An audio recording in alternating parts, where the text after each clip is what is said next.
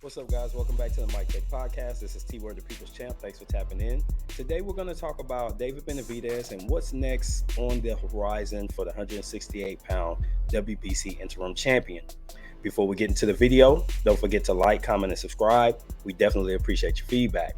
All right, let's get into this. So, I've been looking around on Twitter, and you'll see this supplanted somewhere on the screen. Just some tweets about what different people expect David Benavidez to do going forward. Now that he's defeated Caleb Plant, he's firmly put himself in position as the next in line to fight Canelo Alvarez for at least the WBC belt at 168 pounds, potentially an undisputed showdown with the 168-pound champion who's been having the belts for just about 2 years now.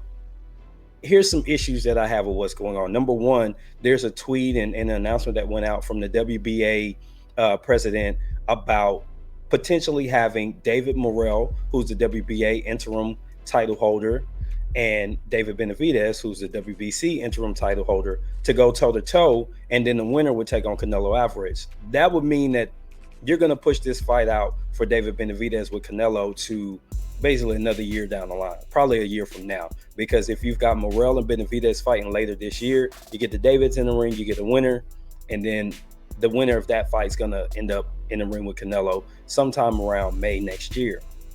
For Benavidez, this is a delayed gratification type of situation. I'll start with Morrell, though. I think for David Morrell, it's a great opportunity because what it means is he'll have fast-tracked his way into a championship fight, an undisputed fight potentially, in under 12 fights. This will look like a run similar to Vasyl Lomachenko. My problem with that is there's a lot of people that I think are in line in front of David Morrell who should probably get that shot first. And David Benavidez is significantly ahead in the line, in my opinion.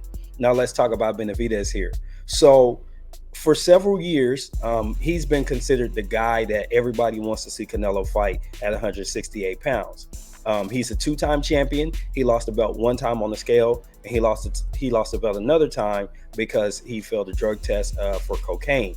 This is a very young fighter. Keep in mind, some youth and some immaturity and some bad, questionable decision-making led him to lose his belt 2 times. That being said, now he's older, he understands what he's lost, and he's continued to win and put himself in a position to get them damn belts back, or at least get that belt back. And I think that delaying that any further, you can't be a fan of the sport and the structure, any structure that should exist in the sport, and say that he needs to fight somebody else. They keep lining up people for David Benavidez to fight instead of saying, hey, you've done everything you need to do by becoming the interim champ to get your shot at the belt.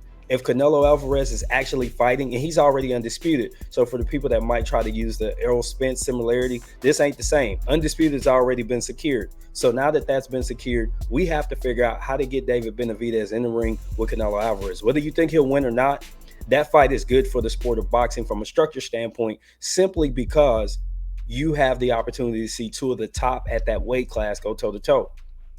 I can't really say who I think will win. Well, I can't. I feel like the youth of Benavidez might be just enough to catch Canelo Alvarez slipping, and he'll become the undisputed champion at 168, and he could potentially lose to somebody else at 168, including David Morrell.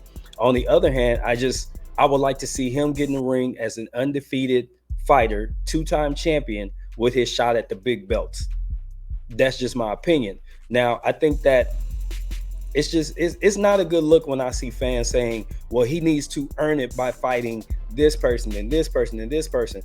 He's earned it by becoming the top guy in the WBC underneath the champion. I think that's enough.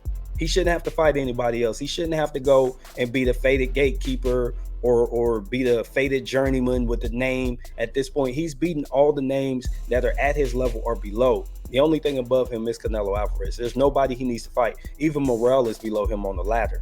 So I don't think they need to fight to prove anything except maybe in Morrell's favor. And I believe that some people believe that Morrell is the one guy, besides possibly Canelo, who could beat David Benavidez in 168. So I think that that's where it comes from. They're looking for somebody to beat him, so then they can say, see, he's Fugazi. He ain't earned that spot. Canelo don't need to fight him.